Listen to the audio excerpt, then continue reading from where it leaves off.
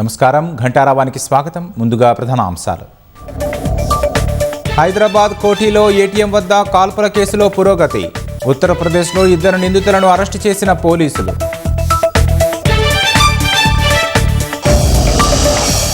ఖమ్మం వెలుగుమట్ల భూదాన భూముల వద్ద ఉద్రిక్త పరిస్థితులు. గుడిసెల తొలగింపునకు అధికారుల యత్నం, భారీగా పోలీసుల మోహరింపు.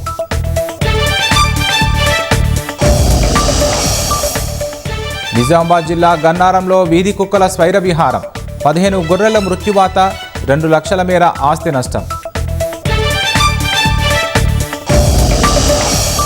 ఇండియన్ యూత్ కాంగ్రెస్ అధ్యక్షుడు ఉదయ్ భాను అరెస్ట్. ఢిల్లీ ఏఏ ఇంపాక్ట్ సమ్మిట్లో నిరసన కేసులో చర్యలు.